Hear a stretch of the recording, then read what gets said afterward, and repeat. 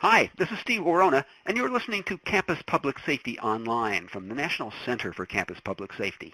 Before I introduce today's special 90-minute webinar, here's a brief orientation to the Adobe Connect interface we're using. Your browser right now is showing the title slide for today's talk. On the left side of your screen, you'll see a box labeled Questions and Comments where you can read and type messages. There's a tab labeled Everyone at the bottom of this box, and that's the tab you'll use for all of your general messages, including questions and comments for our speakers. We'll be breaking for discussion several times during the presentation, so please do not hold your questions to the end. You can also send direct messages to a specific person by hovering your cursor over a name in the attendee list. And one of those names is Technical Help, and that's the place to go if you run into technical problems. We're also monitoring Twitter for your questions and comments. Use hashtag NCCPSwebinar. If you missed part of today's conversation, or if you want to see some or all of it again, this webinar is being recorded and captioned. The link will be available on the NCCPS webinars page in about a week, and watch your email for a link to a brief evaluation survey requesting your reactions and comments on today's session. Please take a minute to respond to that survey when the link arrives. We do appreciate your feedback. And now for today's presentation.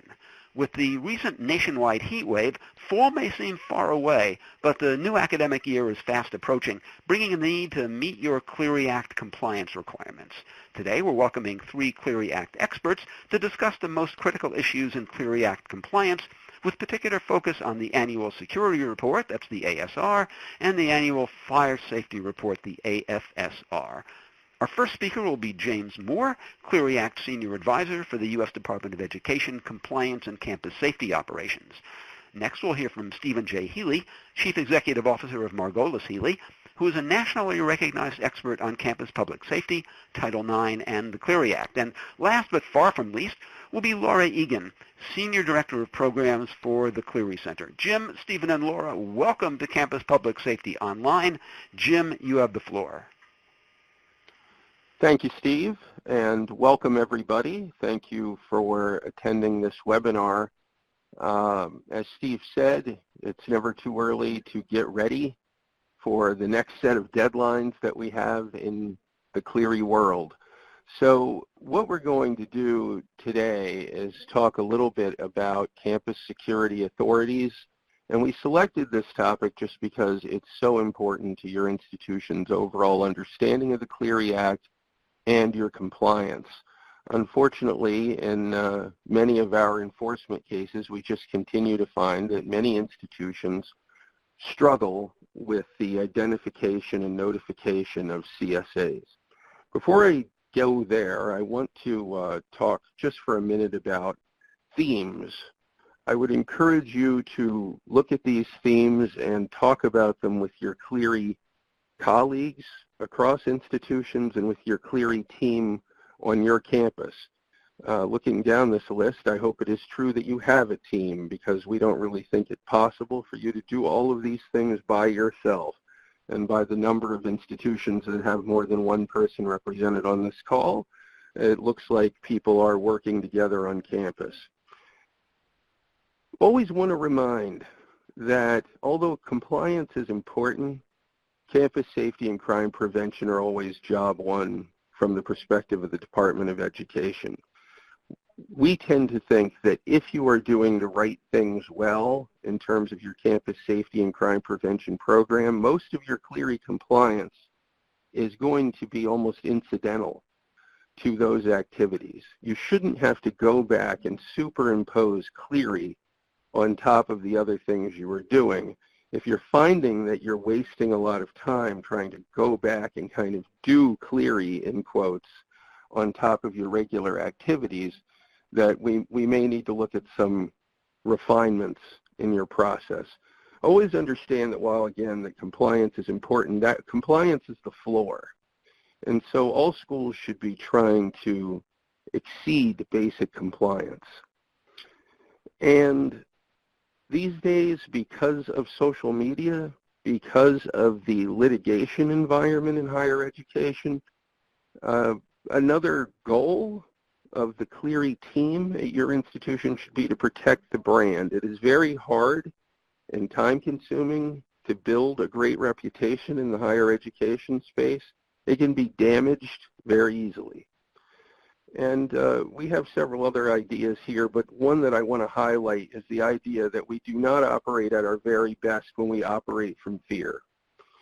I think it's really important for people in the Clery space to just relax a little bit and at the same time commit to make an impact on your campus community, to make it as safe as you can possibly make it, and to be ready to respond to those incidents and events that might pose certain kinds of dangers and threats to your campus. So let's talk about this idea of campus security authorities. Most folks on this call understand the basic concept, of course. The Clery Act establishes certain criteria for members of your campus community who are mandatory reporters, if you want to use that phrase. I sometimes use mandatory reporters because it's easier for people that don't have a background in Clery to understand. It's somewhat similar to the Title IX concept of a responsible employee, but it tends to apply to different people in different ways. Certainly our campus safety professionals, whether they be sworn or unsworn, they're always going to be CSAs, as are people on our campuses who have some kind of campus safety responsibility, but are not members of that public safety office per se. Here you always want to think about students who are hired to sit perhaps in the foyer of a dormitory and check IDs in the evening to make sure people are complying with visitation policies and the like. That's a security-related function, and that person is a CSA. So too are your parking attendants or people who do some other kind of building access control but are not part of that safety office. And then we get to the category that is the big catch-all category of CSAs. Institutional officials with significant responsibility for student and campus activities. And we're going to get to a chart in a second that breaks that out a little bit. And then any person who is directed by the institution to receive reports of crimes on campus. And we always note for your benefit that actual professional and pastoral counselors are exempt. Now there are ways to mess that up, and perhaps we'll talk about that a little bit as well. This chart kind of sets out the main categories of CSAs that we see on campus. It's totally possible that you would have somebody on your campus who is a CSA who might fit better into some other type of category, but these are the big categories. Certainly your campus leadership and various kinds of senior administrators are going to be CSAs. In the residence life area, where you would expect to find a lot of CSAs, some schools still occasionally forget that their resident assistants, student workers, who probably have the most contact with your students living in campus housing, are in fact CSAs. In the athletic department, certainly our athletic directors and our coaches, including those assistant coaches and graduate assistant coaches, who may not have a whole lot of grounding or connection to the institution's overall policies and procedures in an area like safety, are CSAs. And so they're going to need very specific outreach so that they know the responsibilities that are conferred upon them by the law and what your institutional policies and procedures are about what they should do with any information that comes to them. Some of the cases that we've had in recent years that hit the press, it's no surprise to most of the people in this call that athletics has been an area of specific concern for the department and of special interest to the media. We have had unfortunate incidents where young student athletes or perhaps attendees of athletic camps have gone to often very young assistant coaches and reported very serious crimes. And in some cases, those individuals have said to those young people, that sounds like an awful thing. You should probably go report that to somebody. Of course, under the Clery Act, that young person already had reported the crime. And the school is now obligated to take very specific steps to make sure that those crimes are disclosed and that certain kinds of follow-up is accomplished, and that in some cases various services and protections be offered to that reported person. the person who has reported to us that they were the victim of a crime. We talked about our campus law enforcement and public safety officials, student life and student organization staff, including our student leaders. We put the word student in that box several times to make the point. Students can be CSAs, just as they can in the RA context, so too can they be in the student leadership context. And then Title IX staff and coordinators, very important. Some people apparently were not aware that Title IX staff are in fact CSAs until we put that in the 2016 edition of the Clery Act handbook. Similarly, I saved the best for last, victim advocates and ombudspersons. We found out that members of that professional community weren't very happy to find out that they were CSAs. They always have been, but we didn't say so in a very explicit way until, again, the publication of the 2016 Clery Act handbook, where we added them definitively to a list. And I can tell you some people weren't too happy about it. But some people who work in that capacity will try to tell you, the Clery Act professional, that they are somehow exempt, perhaps because they have a state counseling license. Remember, if that person who has a counseling credential is acting as an advocate, understanding that the primary job of the advocate is to actually go out and help a person vindicate their rights or to secure services and protections for them, accommodations perhaps, are not in a role to keep things confidential. Advocates are actually reaching out on behalf of the survivor. And so those people too are CSAs. We're not obviously going to have this discussion during this call, but I would very much encourage you to go back to campus and have this discussion with your colleagues and simply ask the question, how many CSAs do we have on this campus? There is some information out there based on our own research and the observations and input of our colleagues, like some of the consultants and law firms that operate in this space, other advocacy groups. I can tell you that on average, you should expect that about 20% of your employees are probably CSAs. There will be some schools that will have a smaller amount, some will have a higher amount, but that kind of middle territory would put you at about 20%. So even a relatively small institution that has perhaps 1,000 or 2,000 students will very often have hundreds of employees. And if 20% of those persons are in fact CSAs, then we really have to have policies and procedures in place to make sure that our outreach is where it needs to be. We also want to make sure that people really understand what their responsibilities are under the law. Very often, people do not know that they're CSAs until it's too late.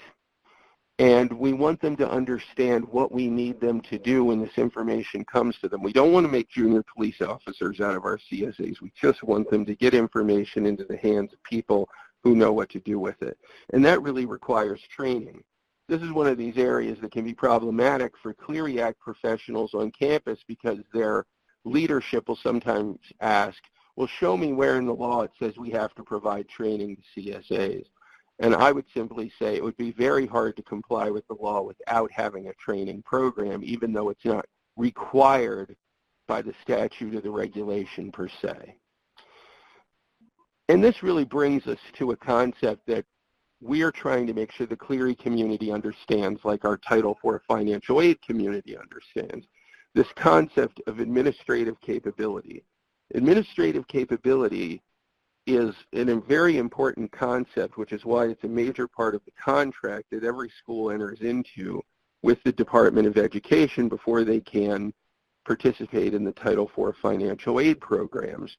And this standard really just requires that schools employ an adequate number of qualified persons. That's a quote straight out of the law.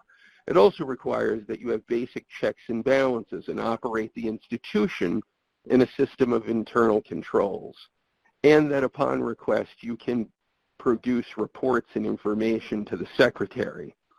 Now this last bullet is one of these places where we see schools sometimes getting feedback from senior administration saying, I don't see in the law where I have to produce various kinds of reports or information to the government. Well, this provision gives the government pretty wide authority to request information from your school. And so sometimes we will ask in the Clery context for something called an audit trail, where we want to see substantiation for the crime statistics that you've published in your AFSR and submitted to the government. The requirement to produce that information is a function of this authority called administrative capability. And so I would recommend that the institution have an institution-wide conversation about its administrative capability and what the school is doing to provide reasonable assurance that the right policies and procedures are in place and that you have systems that are likely to detect deficiencies before they become systemic, catastrophic failures.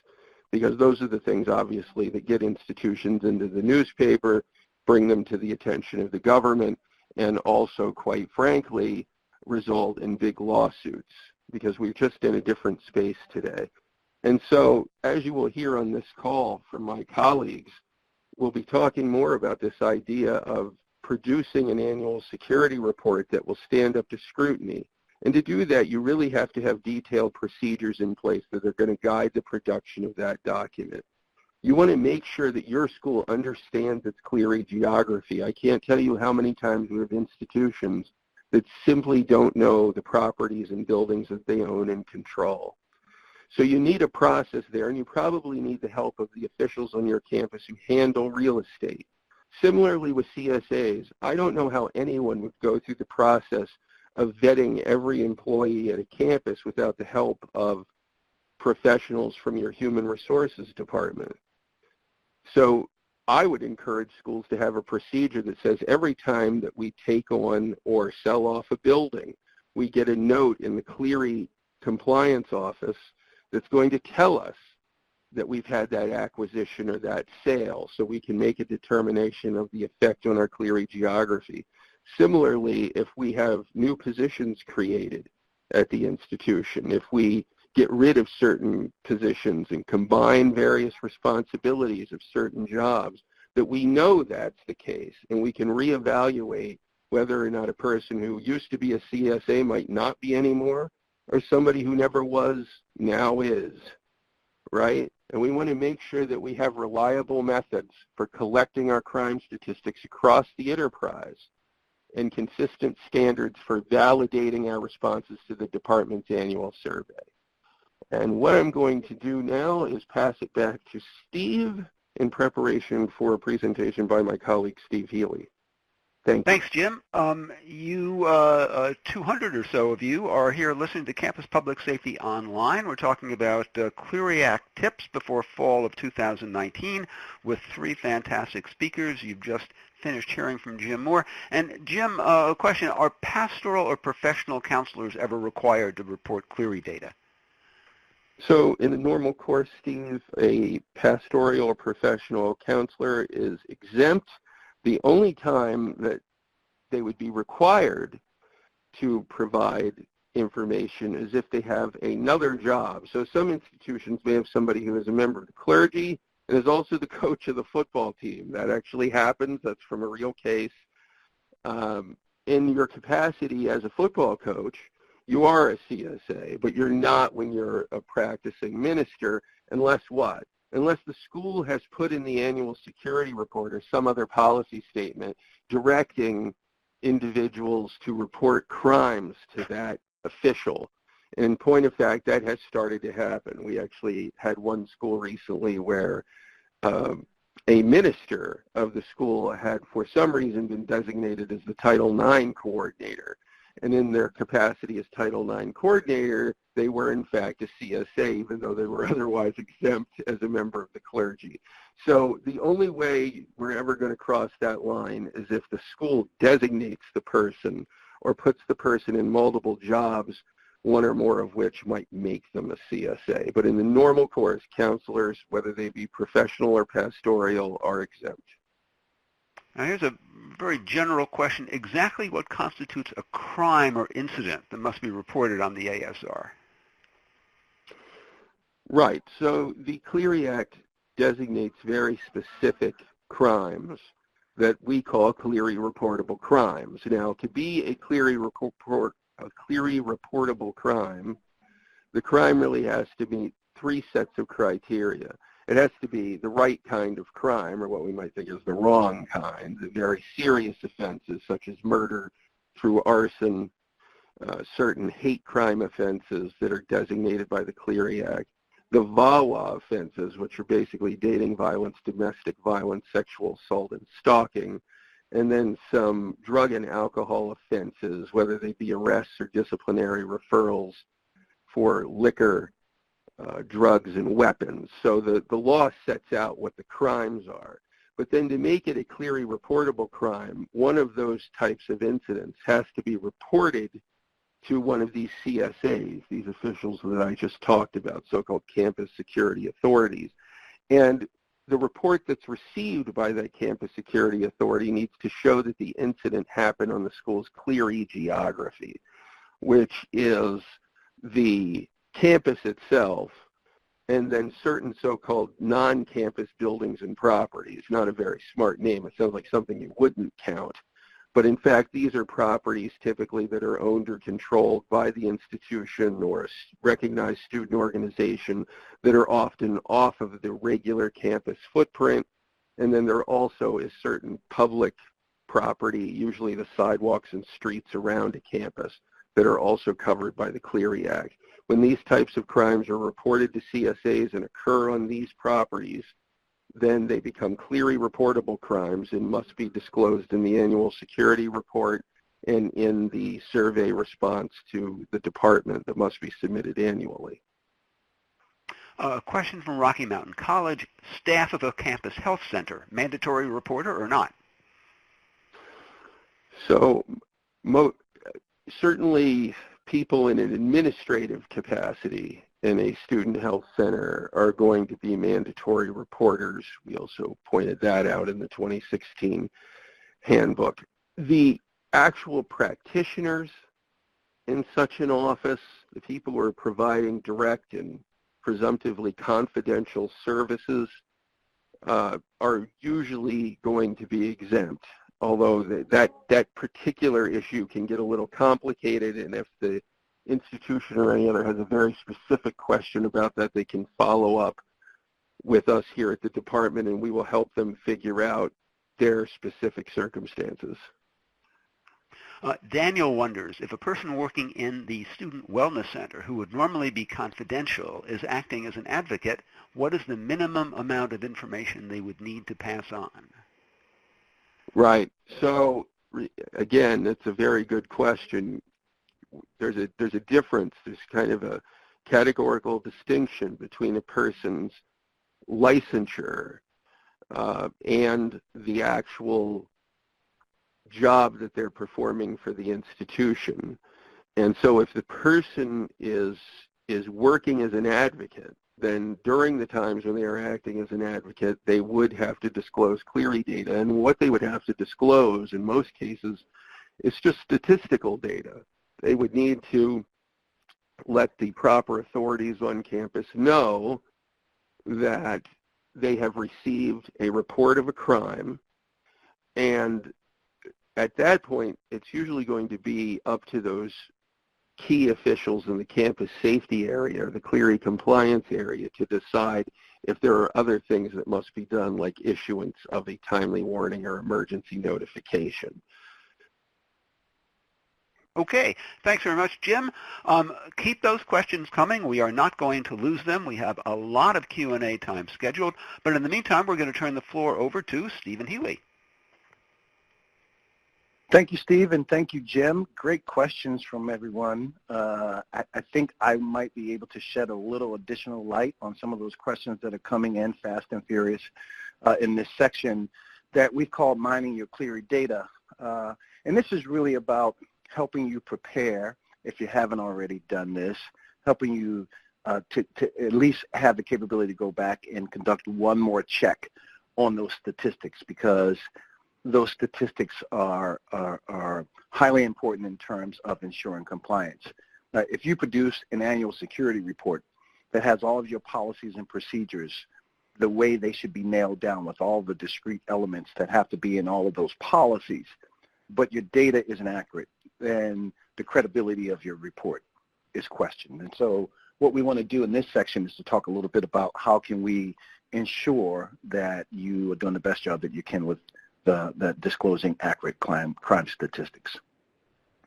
So I'm going to talk about this, a little bit about the importance of accurate data, talk about who should be responsible for that. And in this section, I really want to emphasize the pan-institutional responsibilities for Clery. As many of you all know, those of you who have been doing this work for a long time, in the early days of Clery, we kind of approached compliance with the Clery Act as a campus public safety, university police department, campus security department responsibility. I often tell the story of when I was at Syracuse, how my first Clery brochure that I was responsible for, and that was around 1995, so just a few years after the act had passed, was basically a 4-panel brochure. Today, given the complexity and the growth of the Clery Act, if an annual security report isn't at least 72 pages, I immediately know that there are probably issues with it that is probably missing. So who needs to be responsible? Who needs to be engaged in the statistical piece? I won't talk about the policy development because Laura's going to talk about that in her section.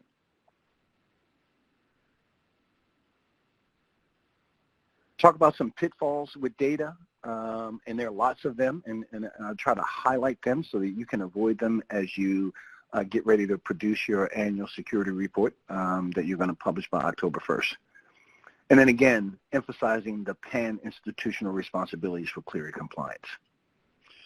So with respect to the importance of Clery, the importance of the accuracy of your statistical data, we conducted some pretty in-depth research on the FPRDs, that's Final Program Review Determinations, but the program reviews that the department has conducted over the past 15 years, highlighting kind of what categories we find the Department of Ed finding people on. And so you can go through this and look at it, but the key point is that over 50% of the fines have been related to some issue, some challenge, some gap with the crime data. And you'll see if you go down the list on the right-hand side, you'll see that it comes up in several different categories. About halfway down, about a third down, crime data geography.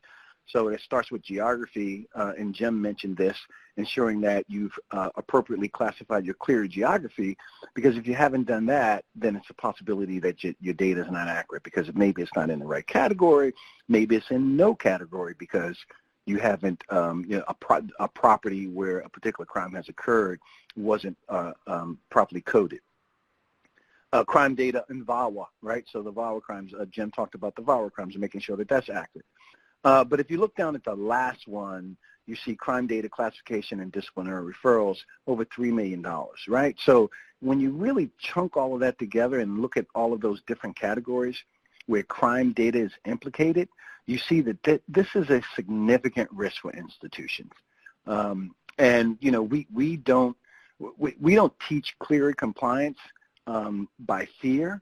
Or by trying to threaten people into doing the right things, but this is something that you really need to pay attention to and ensure that your institution, again, across the institution, make sure that everyone understands what their individual responsibilities are.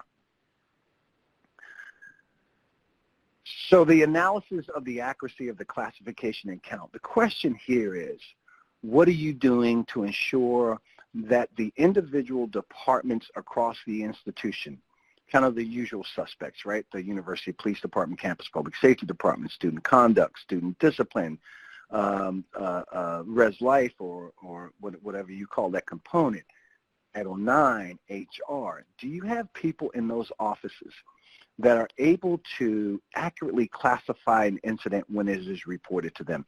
One of the earlier questions was, so when are these crimes, and Jim talked about the 4 buckets crimes. So you have the major incidents, the criminal incidents, you have the hate crimes, you have the arrest and referral data for liquor law violations, drug law violations, and weapons violations, and then you have your violent crimes. So those 4 buckets, when we talk about that, that's what we're talking about, those 4 buckets.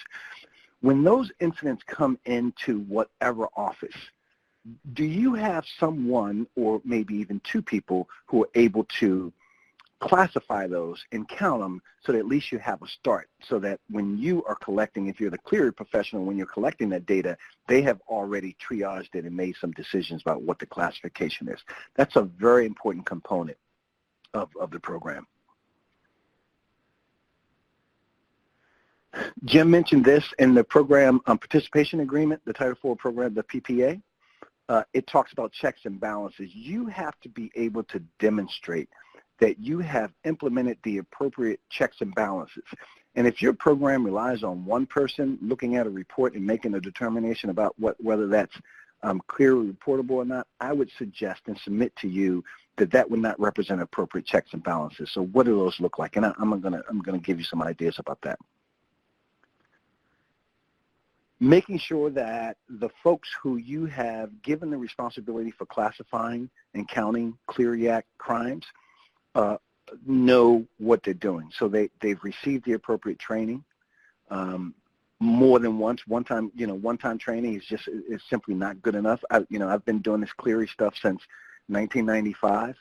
And every single day in my work, I'm challenged by something that I think I understand, and then I go into the handbook, or I go into the regulations, or I go into the statute, or I go into some of the other sub-regulatory guidance, and I realize, well, I had that wrong. So making sure that the folks who you are charging with classifying, and this is not just the university police. Again, I talked about those other officers around the institution that are receiving crime reports. They need to be trained and know how to conduct and know how to classify and count crimes, Clery Act crimes. So in our work, I will tell you that, and we've been doing Clery work on the Margolis Healy side since we started the company over 10 years ago. I have never been at an institution that has gotten this completely right, including the 3 that I've worked at.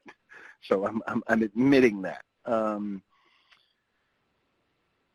Oftentimes we see university police departments that are doing a great job. They've done an absolutely wonderful job. We've seen some Title IX folks that are doing absolutely good jobs. We've seen some student conduct, but we haven't seen an institution that consistently puts it all together so that you really have a comprehensive program for analyzing your Clery data. So this is something that we see, and I think the evidence is in the fine data. Not only do we see it when we're helping institutions build their compliance programs, but the Department of Education is seeing it as well. And Jim mentioned it kind of in a passing way, but I want to talk about this a little bit because I'm going to show you what we're talking about here is you really need to think about your Clery data from the standpoint of an audit, right? So do you have and do you understand every single aspect? And are there records that relate to every single aspect? So I think about cradle to grave, right? So from the moment an incident or an activity is created or incident is reported to the time that the 7-year retention period is over, that's what we want you to have an audit trail showing. We want to know where the record came from, who received the report, who classified it initially, who reclassified it after further analysis, what the disposition of that complaint is, and maybe even what the disposition of the actual issue underlying the statistic is. So again, think about that cradle to grave. And when you approach it in that way, I think that will help you kind of understand what does this audit trail really look like. If the Department of Education ever comes in, and I would never wish that on anyone, but if they ever come in and conduct a program review at your institution, they're going to ask you for an audit trail. They're going to expect that you have a trail of every single incident that has been disclosed in your ASR for however many years they want to review, and they will expect that you have an audit trail showing how that incident was what the first intake of that incident was, all the way through the final disposition.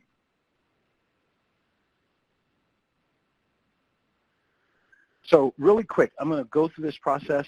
Obviously, you're going to have access to these slides, so you'll be able to kind of play with this to fit your individual needs at your institution. But this is a 4-step process. And the first step is to identify the data and where the data sets are located. Again, I named some of those.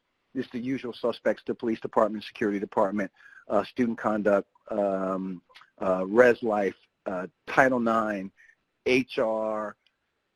Maybe your advocates, any of your online systems. So really, really kind of identifying all of those places where you may have data. Someone asked this question, and I thought we kind of answered it. Well, Jim answered it with respect to understanding the 4 buckets.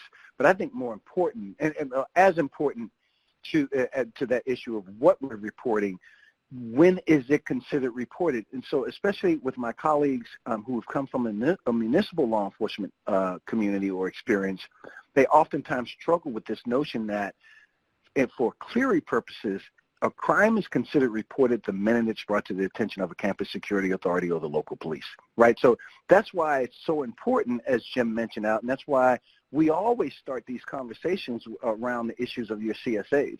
Because if you haven't done a good job identifying your CSAs, I can guarantee you 100% you're not disclosing crime according to the regulations. So remember, a crime is considered reported when it's brought to the attention of a CSA or the local police by all of those people: victim, witness, third party, or even the offender.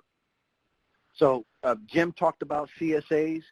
CSA forms, 10 years ago, you didn't even know what a CSA form was. Now everybody has a CSA form, right? Make sure that the infrastructure is sound. Make sure that your foundation is sound so that the individuals who are reporting those know what they need to report. The Department of Education also expects that professionals will know how to ask the right questions, or should know how to ask the right questions that then facilitate your final classification of a crime. So if I'm looking at a report that came in, I'm just going to throw came in through Res Life, and I can't even tell where the crime occurred, then how can I make a determination about whether it's clear or reportable, right? Because location, location, location. So make sure that make sure that you're focusing on your CSA processes.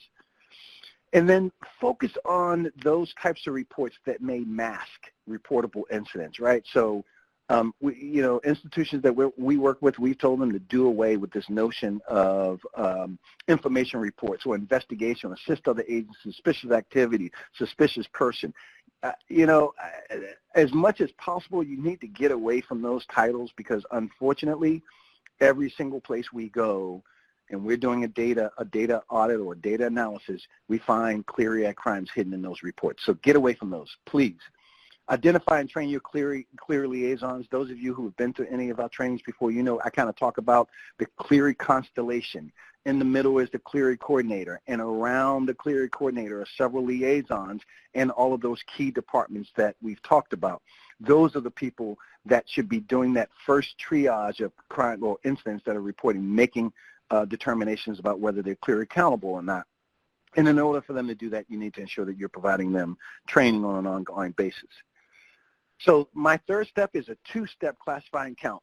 The first step is an independent. So again, your incidents coming into the Title IX office. The Title IX office is making a determination about whether this is clear or reportable, and then they are notifying whoever is responsible for making timely warning determinations about whether or not this qualifies from their perspective and their training. Again, remember how this is a 2-step.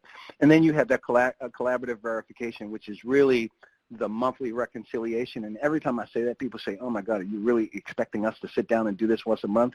I'm telling you, it works. And if you do it once a month, you don't have to worry about struggling to do it in August when your report is due October 1st. So that's similar to what you would do for those of you who have police departments that do UCR, very similar to the process of sitting down and making sure that you've accurately classified all the incidents.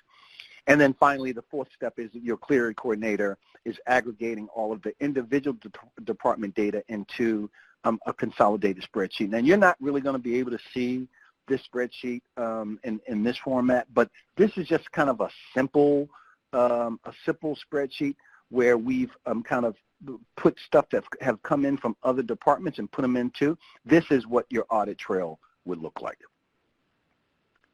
So again, start with all reported incidents and activities. This ensures the appropriate checks and balances. You have to start from the first time the incident is reported.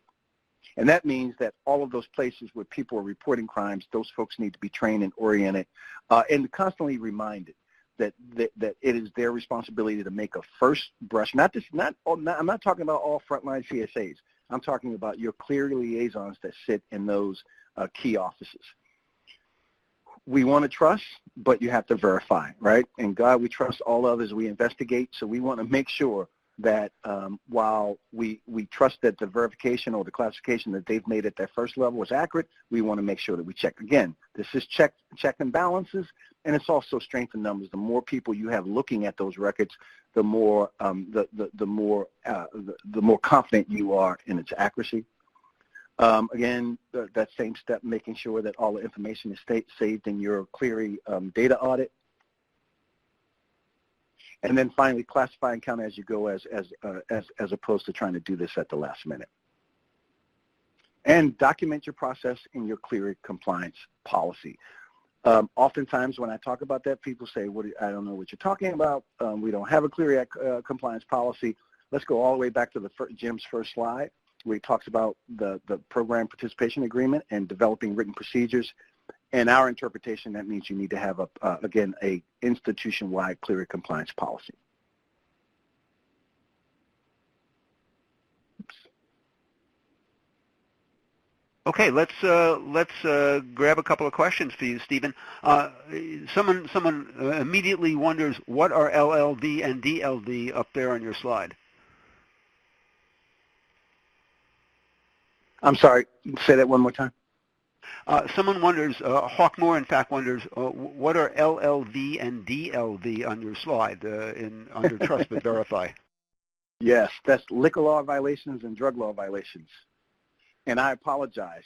I apologize for using acronyms that everyone's not familiar with. You know, we get kind of cavalier around kind of throwing acronyms out.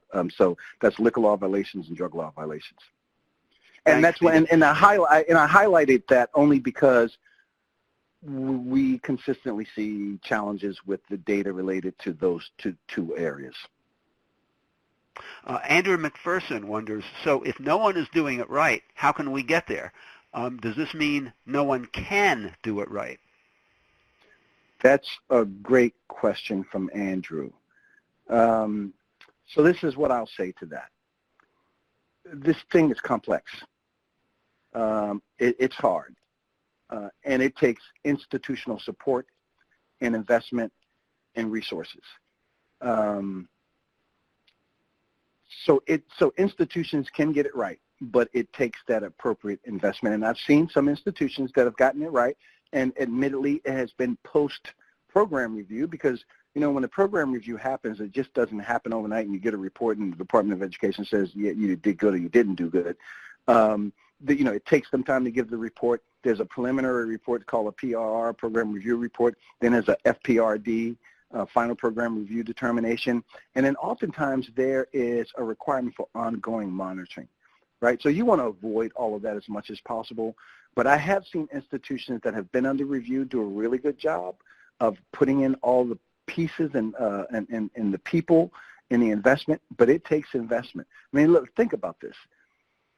10 years ago, the idea of having a Clery coordinator was kind of foreign to some people, right? I mean, again, going back to my first job in higher ed at Syracuse, when I first got there, I think the chief's administrative assistant was the Clery person. That's who did the data, right? But as this thing has grown, as the law has expanded, as our understanding has grown, I think we've recognized. Now we're at the point where the University of Virginia has an associate vice president for Clery compliance. I think he might be the only associate vet level Clery compliance coordinator in the country. But now, generally when I go to institutions, they have a Clery coordinator. So it takes investment, which means that you have to convince your leadership, you have to convince the senior administrators that this is something that we need to invest in. So I think we can get it right, and I think there's a lot of ideas in this presentation, both in Jim's and in Laura's, that may help.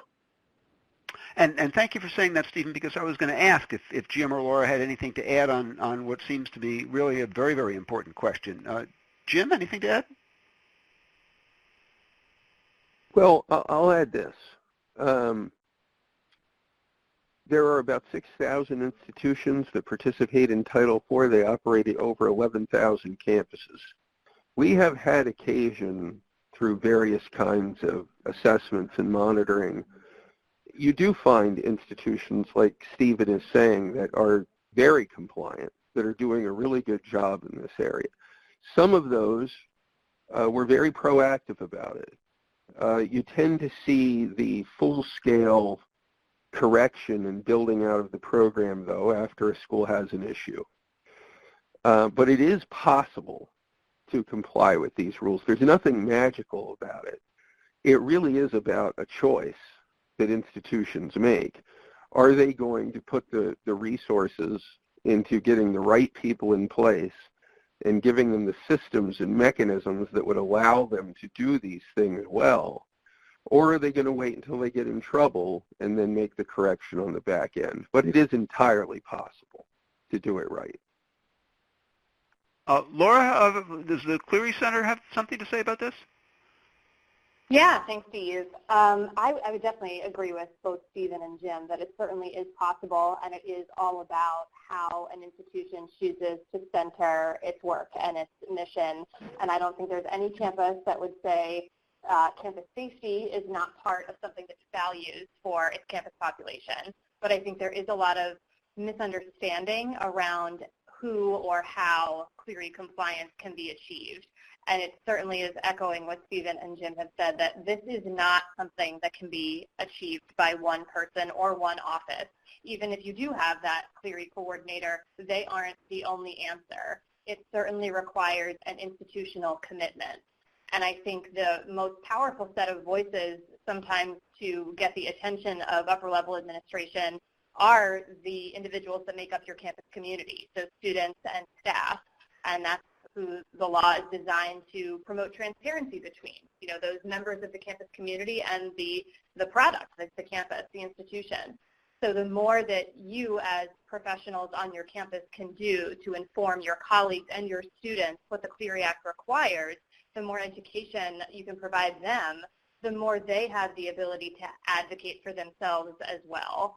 And just one other quick point about Clery coordinator is that we get a question a lot that's, what skill sets does a Clery coordinator need to have? What background should they have? Describe an ideal Clery coordinator. And the answer we often say is, the Clery Act is a subject that anyone can learn. There are basic facts that make it something that you need to comply with, and this is what you need to do. The type of person you need to be that Clery coordinator has to be someone that is organized, that is a strong project manager, that is a strong communicator, that understands the value of relationship building and has the ability to speak to different constituents at your institution, including students. So that is who you should be looking for as a leader here, and somebody who has access to that upper-level administration, but is also seen as legitimate and compelling to folks on the ground as well. And that's a unique individual. That's a unique set of circumstances for that person to have. But those qualities do help strengthen their ability to harness efforts around Clery institutionalization. Thanks, and Laura. Steve, this is Steve, and I just want to add one other point to Laura's point. Oftentimes it is a complex set of skills, right? It's not something that you're just going to find, it's not an off-the-shelf person that you're just going to throw into this, to this. And I think sometimes folks get confused because we talk about administrative capability. We're not talking about like the admin person, right? We're talking about the institution's ability to manage the program. And you need a champion. So while the Clery coordinator is absolutely essential. They're the center of the spoke of the wheel. The champion is as important. So you got to find someone who's able to champion it so that you can affect the change that you need. There was a question from Larissa about a policy. So I was about to ask that one. Thank you for picking it up. Sure. If you look at the GIF or whatever that is that I have in my slide that has the Clery Act policy, that actually comes from an institution. It comes from a University of California campus, and I think it comes from UC. Oh my God, I can't see it right now, but it's one of the UC schools. So they have a policy. You can go on their website. Lydia wonders, and I suspect this one might be for Jim, where do the fees go? Stephen started his presentation talking about the fees, but where do the fees go? What is the revenue used for? And several other people said, gee, that's a good question. Jim, is that one for you? Sure. It's an interesting question. I think people sometimes believe that the Department of Education gets that money, and I don't know that it funds our operation or that we get to do fun things with it. Alas, that is not the case. Like all civil penalties in the federal government, with literally one or two exceptions, that money goes into the federal treasury, and it is appropriated for other purposes. It is not retained by the department. There have been discussions about possible better uses for it, possibly funding certain kinds of victim funds, or possibly using some of it for technical assistance and institutional improvement. But right now, under current law, that money goes to the Treasury of the United States, because part of the concern is that if the department got to do something with it, even if it was all for good, that would be a kind of inappropriate incentive to issue more fines. I'm going to squeeze one more question in this break, but I suspect the three of you may all want to weigh in. From William Wickerson, at schools where you have one person filling multiple roles, including Clery, how do you get the administration to buy into getting personnel to help before an incident occurs? Stephen, let's start with you. Yeah, that's not going to be a question that we're going to be able to answer in a minute. I can tell you that, because it's a really, really great question. So I don't want to be cavalier about the response. So that, that we know that at smaller institutions, especially at smaller institutions, and sometimes at large institutions, there are people who have multiple roles and responsibilities. I think what the Department of Education, for its program participation agreement, which all institutions that receive federal student aid have agreed to, the institution has already stated that it is going to follow the department's rules and regulations, and that it is going to have established the infrastructure necessary to do that. So where you have one person performing multiple roles, to me, that's an example of an institution that has not accepted or acknowledged the fact that this is a high-risk area that you need to mitigate the exposure. So how do you find that person? I started talking about that a bit. You need to find that champion. There's somebody at your institution, whether that be the general counsel, whether that be a senior vice president, who knows? It could be the president of the institution. I've seen presidents of institutions that have not become champions because of some incident, but came into an institution and said, "Hey, this is one of my top priorities. I want to make sure because I'm mitigating my risk. I'm preventing, or I'm doing everything I can to prevent something like a program review from happening." And what I think what folks don't oftentimes get their heads wrapped around is this notion that a program review in and of itself is a bad experience. I mean, they're great people who do them. I'm not saying that Jim and his team are bad folks, but it's just not a good experience to go through. Like I like my dentist, but I don't want to go and get a root canal. So they're good people, right? But it's not a good process. It's just not a good experience, right? So in and of itself, it's a negative experience. You want to avoid that as much as possible. So find that champion. Find out, maybe it's the dean of students. I don't know who it is at your campus. Different campuses have different champions, but you need to have that champion. Provide some orientation training. I'm not talking about like a full training program, but some orientation to the importance of Clery, especially with the overlaps with Title IX. Provide that type of training to your cabinet. Oftentimes we'll go in and we'll just go in. We go in for 90 minutes. Sometimes it's a little less. Sometimes the cabinet is like, okay, you got 30 minutes to tell me everything I need to know about Clery, right? So Either you can do that if you have the subject matter expertise, or someone at your institution, or someone from a neighboring institution, or you always have folks who are out consulting that can do that as well. So bring someone in that can do an orientation for your folks.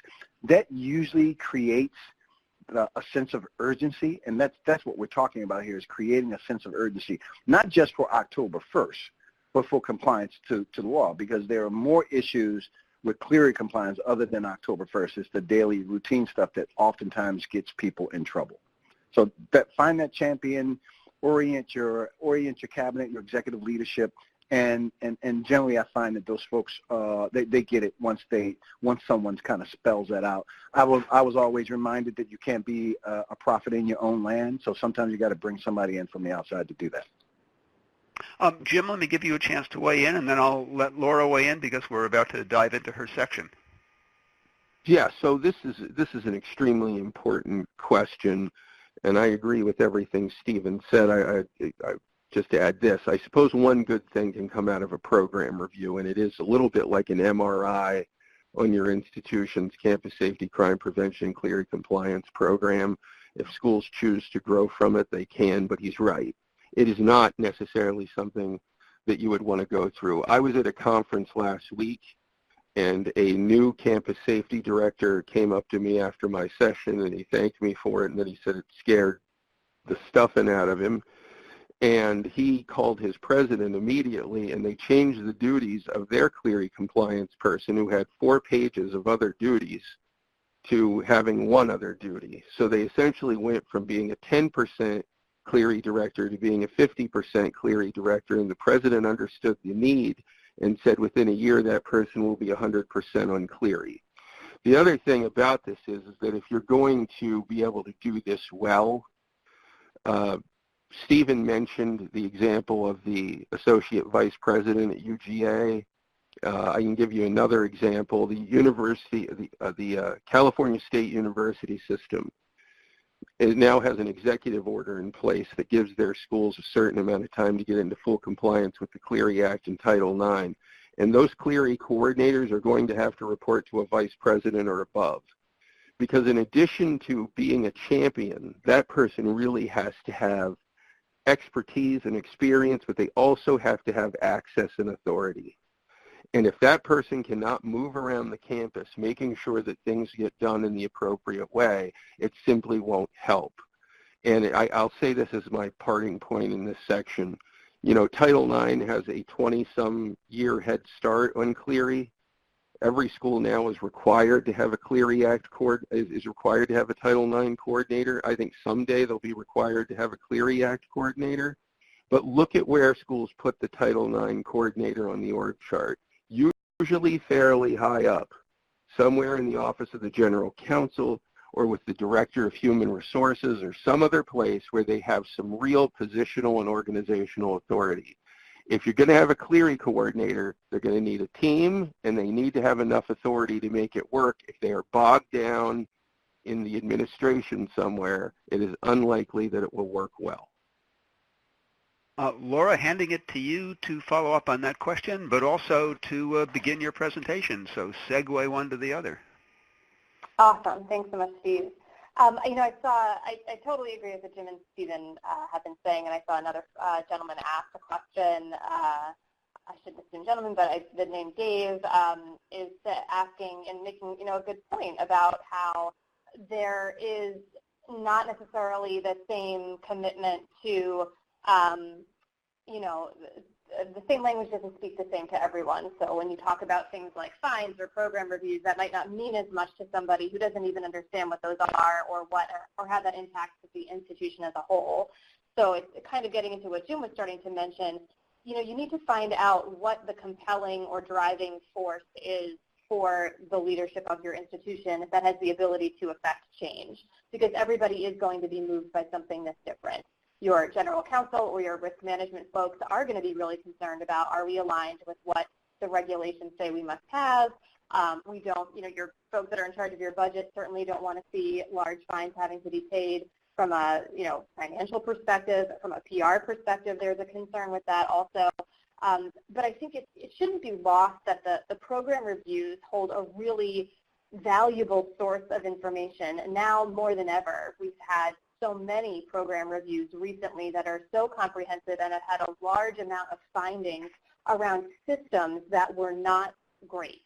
And that is a starting place to use to try to explain to folks that might not understand the ins and outs of Clery as much, that systemically there were problems that came to light through something else that triggered the initial conversation. It's not like the Clery folks knew automatically that there was a systemic problem. That got uncovered. And that piece of Clery compliance is hopefully something that is compelling to everyone at a campus, because at the end of the day, what Clery is supposed to ensure is transparency and accountability for the purposes of creating a safer campus for all people. And so, yes, there are aspects of that that have to go along with being aligned with the law and what the requirements are, and not wanting to have to pay a ton of fines, but also you want to make sure that people understand what is owed to them through the law and how your campus is doing at ensuring that those things are shored up and that they make sense for people. So yeah, it might be talking to different people about different elements of what Clery is connected to. Clery is not just about the regulations aspect, but the regulations center this idea of campus safety. And so if you talk to them about how program reviews, as one example, show how, intentions or not, systems were not in place to ensure what the campus said it was providing. That's a really big gap that has to be addressed. And we certainly are not, so clueless as to think that campus safety is the only area where this kind of a gap exists. There's many parts of campus life where saying one thing doesn't necessarily match up with what you're doing. And that kind of, walks us into talking about this idea of starting and ending with an annual security report. Jim started to talk about this idea of a team of individuals working towards Clery compliance. I would advocate for that, whether or not you have a Clery coordinator, whether or not that Clery coordinator is full-time. Similar to many aspects of higher education administration, multidisciplinary teams are so effective in ensuring that institutional goals or commitments, like something like compliance with the Clery Act, are best met. You need all of those varying viewpoints and perspectives, especially with how the Clery Act itself has evolved over the past few years. So today I'm going to talk to you a little bit about the annual security report, as this is a looming deadline each fall for campuses, because you need to publish that document by October 1st each year. I'm going to talk to you a little bit about the components that are involved in an annual security report, so required policy statements, as well as descriptions of information, the crime statistics that should be in there, and how it needs to be distributed to current and prospective students and employees. And admittedly, we don't have enough time today to get into the nitty-gritty of each of the policy statement elements or things like that, but I want to stay high level to make sure that you are talking about and understanding the value of the annual security report, as well as the components that make it up. The most important thing that I see when we are looking at campuses and helping them walk through Clery is a lack of understanding that a lot of information that's required in that annual security report must live somewhere else as a policy at your institution. I like to use the analogy of your annual security report is when you were in algebra class in high school and you had to fold your loose leaf paper in half, and you put your answer on the left-hand side of the page and you had to show your work on the right-hand side of the page. Are you with me? Do you remember that? That's showing your work. That is your annual security report. It is the evidence or the proof that you are doing all of the things that you're supposed to do. So everything that is in your ASR should be found somewhere else at your campus. It should live somewhere else, particularly areas where they are asking you for a statement of policy. And then on top of that, your language in your annual security report should be grounded in an existing current policy and procedure that reflects accurately the practices that are happening at your institution. And of course, those practices and that policy should align with Clery requirements.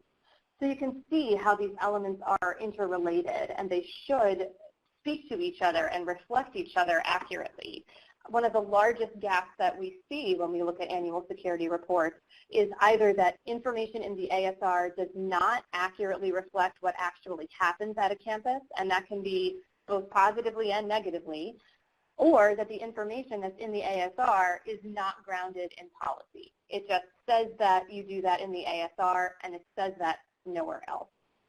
A common criticism I think we hear about the annual security report often is no one reads this document.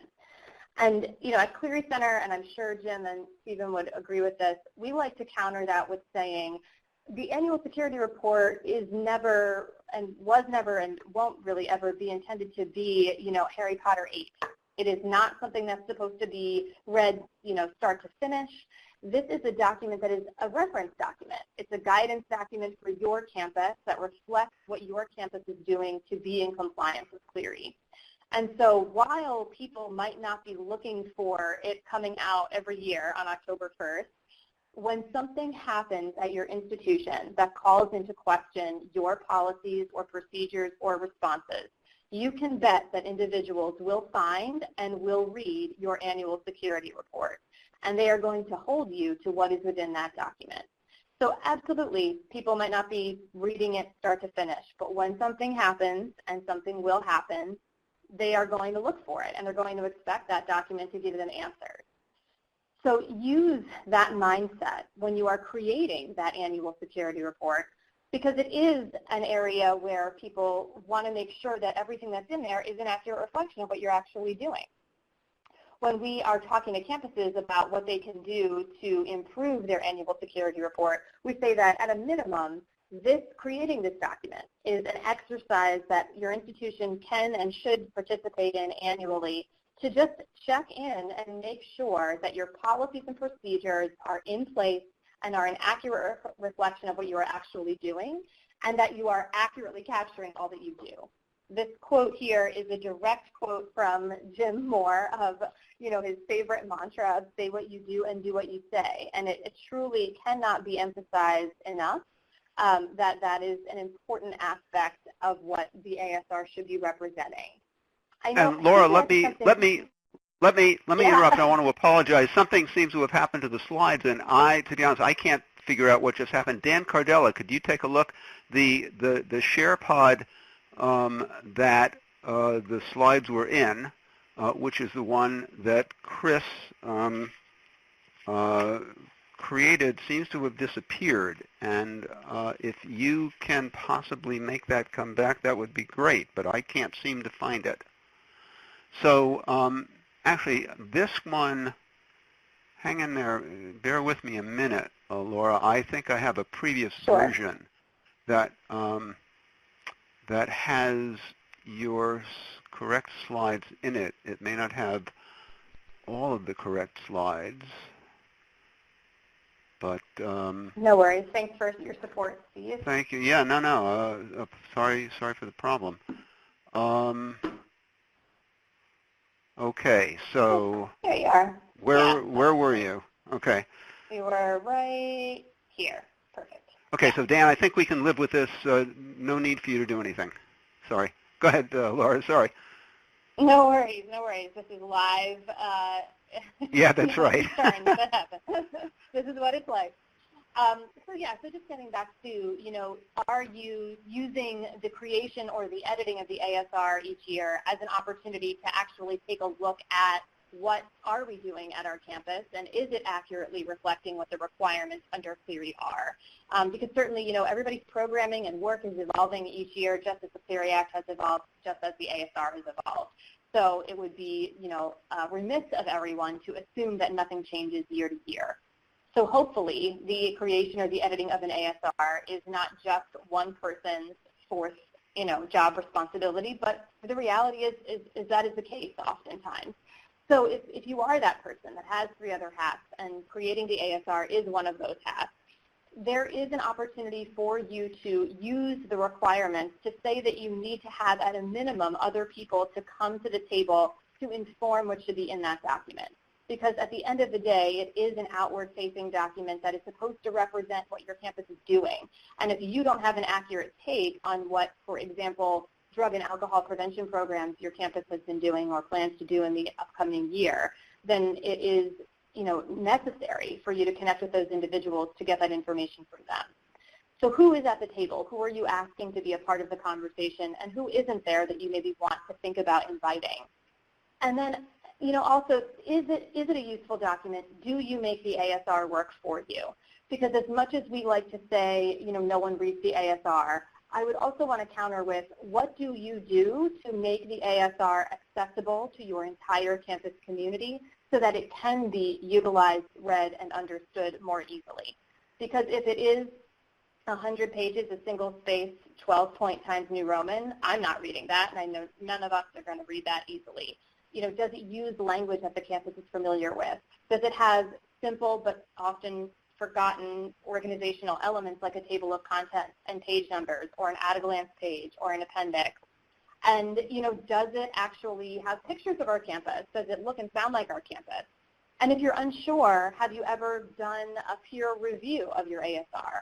Have you had students do a read-through of a draft or a section for you and give you feedback on if it's clear, or if it's easy to understand, or if it's something they would share with somebody else? Do you ask staff or faculty to do the same thing? It certainly takes time and intention and effort to put in those extra small pieces.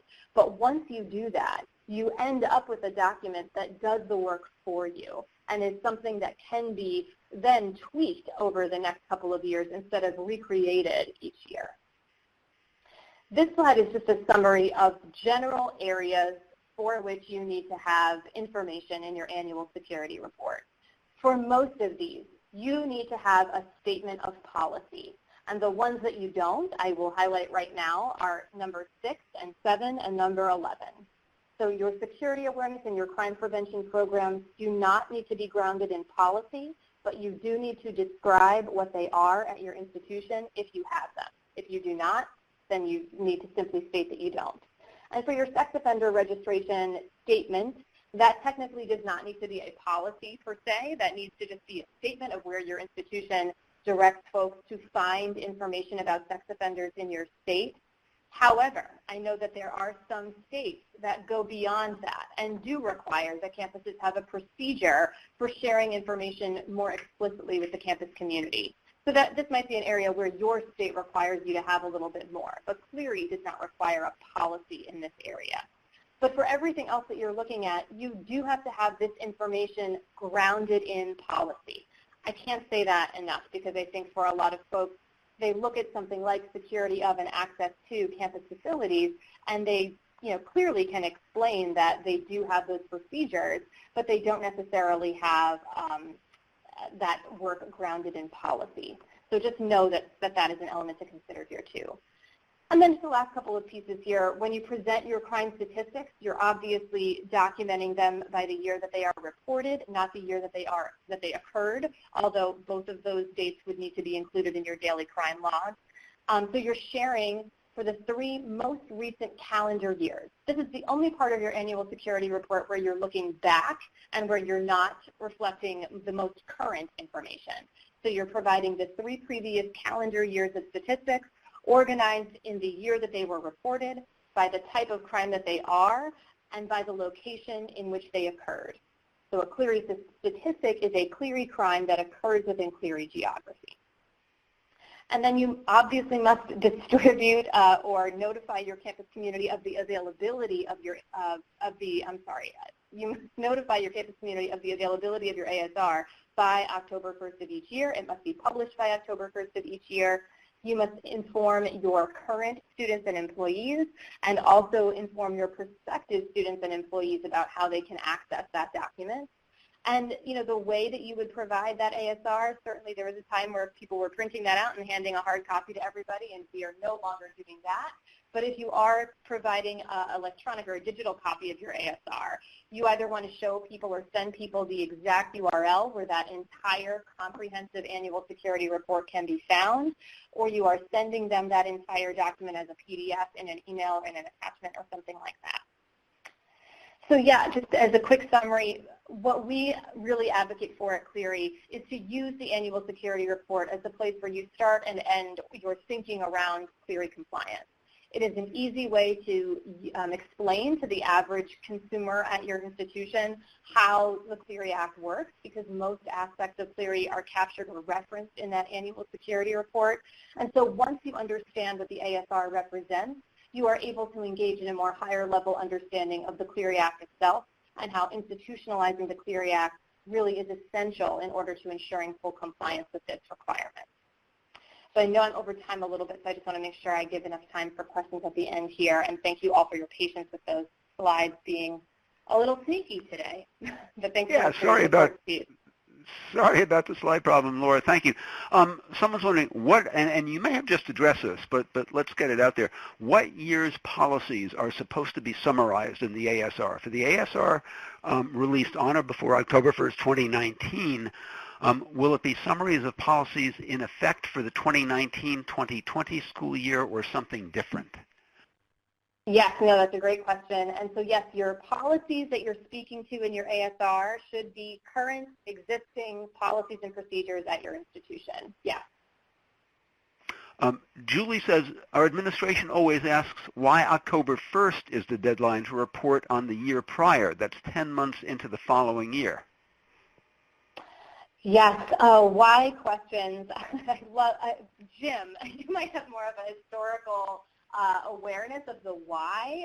From my humble understanding, it's connected to the idea of you want to share this information at the beginning of a traditional two-semester academic year, because that's when students are arriving at campus, and the expectation of having crimes from the current calendar year sorted out by October 1st was perhaps a large ask for campuses because of when the summer breaks occur and all those sorts of things. But Jim, I would defer to you for a more official answer of why the October 1st deadline. Yeah, so when the law was first rolled out, the first set of regulations required that annual security reports be distributed by September 1st.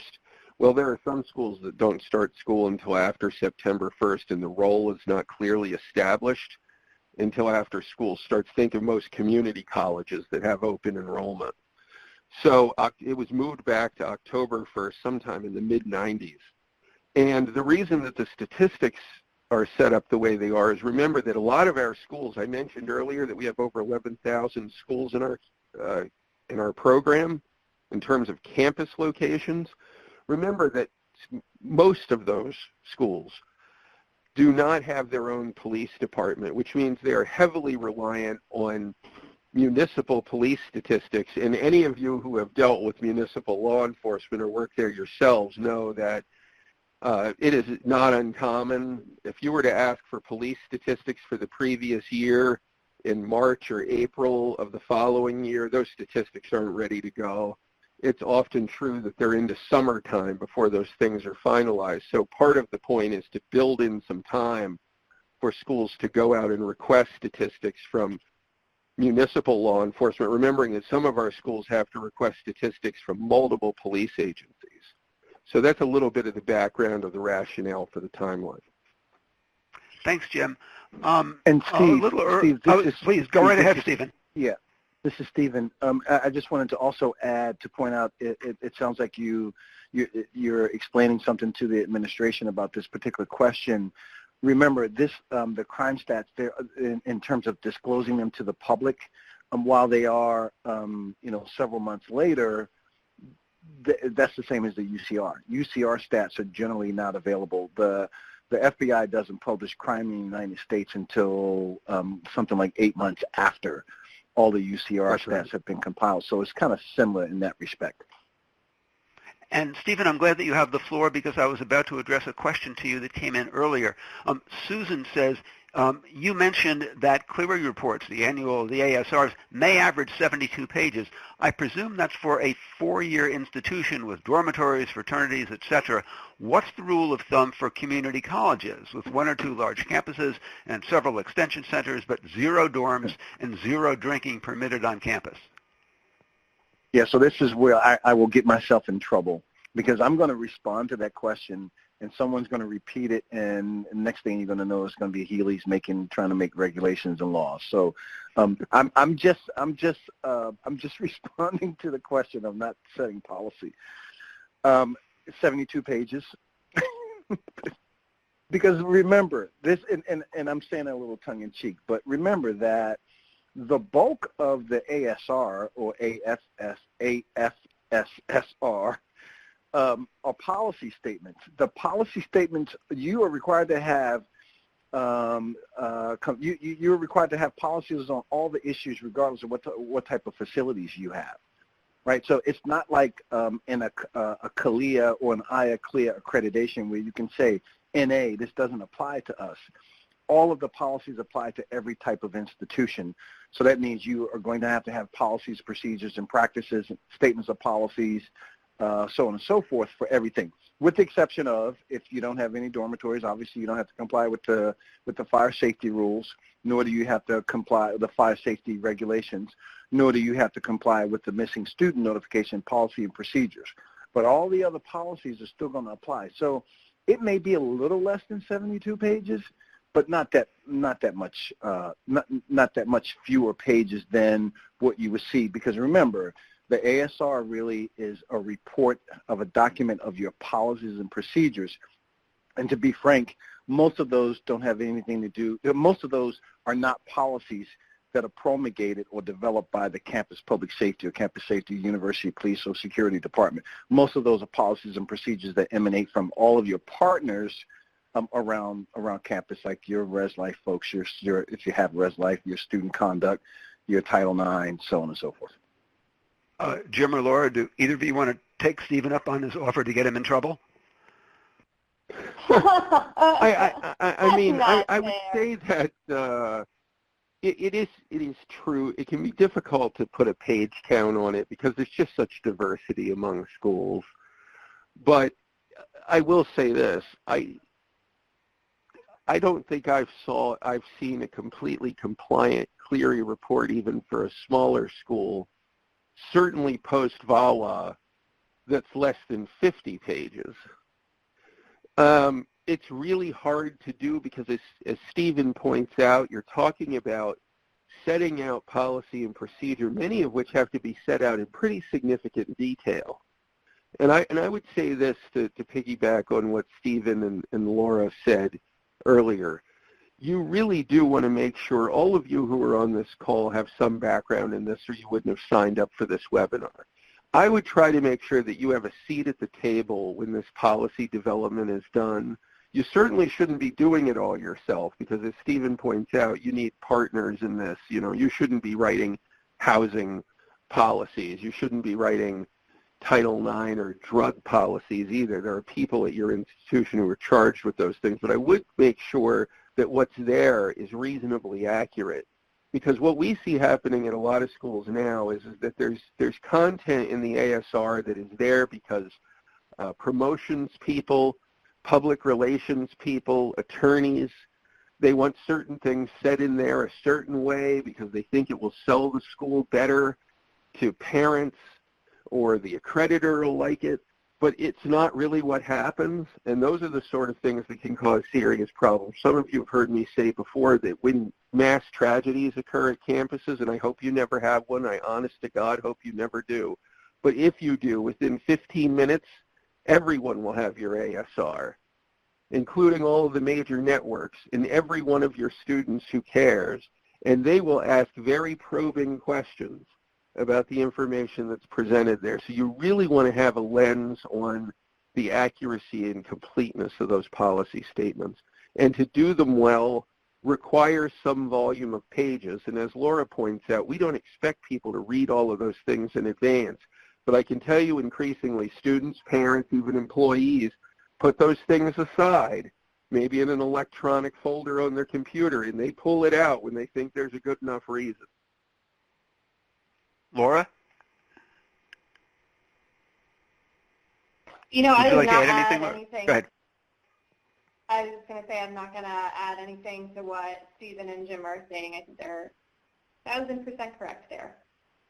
You don't want to help establish some policy? That's an inside Sure. joke. I can help with that. I'm sorry. Jim, a couple of questions that came in earlier from Kelly Gallagher and Laura Fox. Does the Department of Education have any plans to release an updated handbook? Do you foresee any changes or updates to the Clery Act that would be included in a new handbook? And when will the Department of Education release an updated handbook for campus safety and security reporting? Is there an ETA? Thank you. So the last handbook came out in 2016, and there was a plan put in place to produce a new handbook every 2 to 3 years. We were hoping that we would have the Higher Education Act reauthorized by now. That was perhaps a bit of a dream, but we know that there are changes coming to the Clery Act and the next reauthorization of the Higher Education Act. What we have decided is we have already started work on a revision to the current handbook. We will not do a complete rewrite until the Higher Education Act is reauthorized, because as most people on this call know, there is an expectation. I have to be a little careful here because I have to leave to Congress what is Congress's, but most people believe that there will be an anti-hazing provision added to the Clery Act, that we will probably make some changes to the reporting for study abroad in foreign locations, and a number of other things that are proposed. So I would expect to see the revision to the handbook. You're probably looking about 6 months out. That's a guess. Please don't quote me on that, but I would guess about 6 months out. And then after the Higher Education Act is reauthorized and new regulations are prepared, that you would see a full rewrite of the handbook. Adam Reed wonders, will departmental standard operating procedures and policies and procedures suffice in place of institution-wide policies and procedures? Laura, let me start with you. Oh, did one of the others want to weigh in? Whoever would like, go ahead. Could you just say that one more? Are you referring to Sure. math questions? No, this is Adam Reed's question. Will departmental standard operating procedures and policies and procedures suffice in place of institution-wide policies and procedures? You know, I have an idea as to why I believe Stephen was going to respond to this, so I'm going to let him go ahead, and I can jump on the tail end if there's anything else to respond. But Stephen, do you want to respond to that? Sure. I'll respond. I think it was actually Jim who was trying to respond, but I'll respond on behalf of. I'm sorry. I'll respond on behalf of the U.S. Department of Education. I don't have a problem doing that. So, Adam, I tend to be a bit of a Clery purist. So I will tell you that my response to your question is coming from that perspective. I don't think departmental SOPs suffice.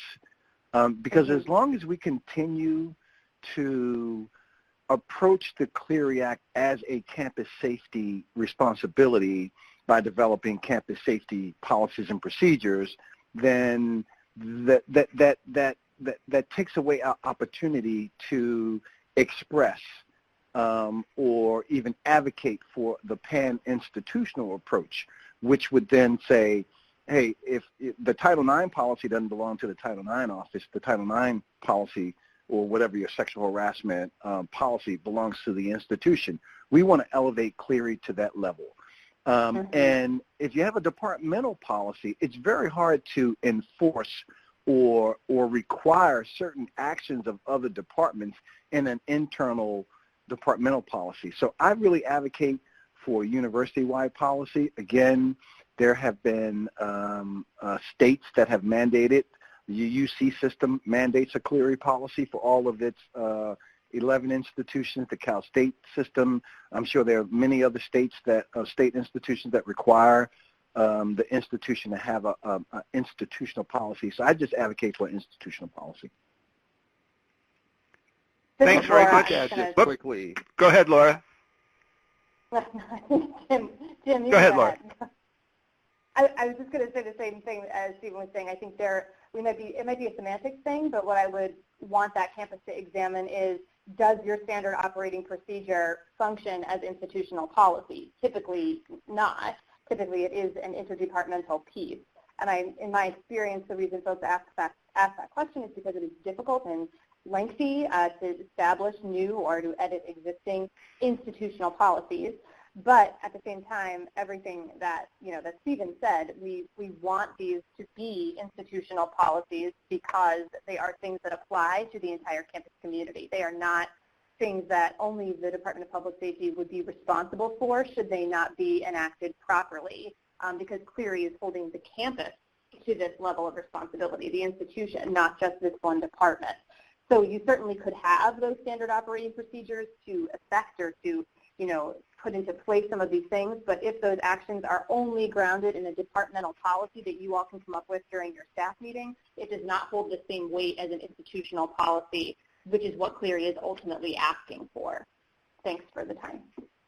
Thanks very much, Jim, Stephen, and Laura. Thanks to all of our viewers and questioners from around the Internet. Check the NCCPS webinars page in the next week or so for a link to the captioned recording of today's presentation, as well as a link to our speakers' slides. The brief evaluation survey I mentioned earlier should already be in your mailbox.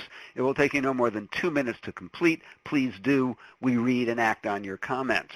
Our next Campus Public Safety Online will be another special 90-minute webinar titled Remaining Trauma-Informed in an Era of Changing Title IX Regulations.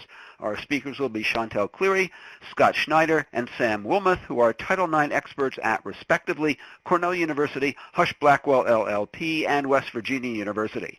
Registration will open in a few days. Watch your email or keep checking the National Center webpage at nccpsafety.org. That's nccpsafety.org for the registration link. And be sure to take note of the annual Legal Issues in Higher Education Conference, sponsored by one of our partner organizations, the University of Vermont. The conference features leading experts in higher education law, student affairs, and campus public safety. The conference spans 2.5 days from October 14th to 16th, and you can attend in person or online. Campus Public Safety is brought to you by the National Center for Campus Public Safety with support from the University of Vermont Continuing and Distance Education and the U.S. Department of Justice. Special thanks today to Andrea Young, Dan Cardella, and Chris Murphy. This is Steve Worona. See you next time on Campus Public Safety Online.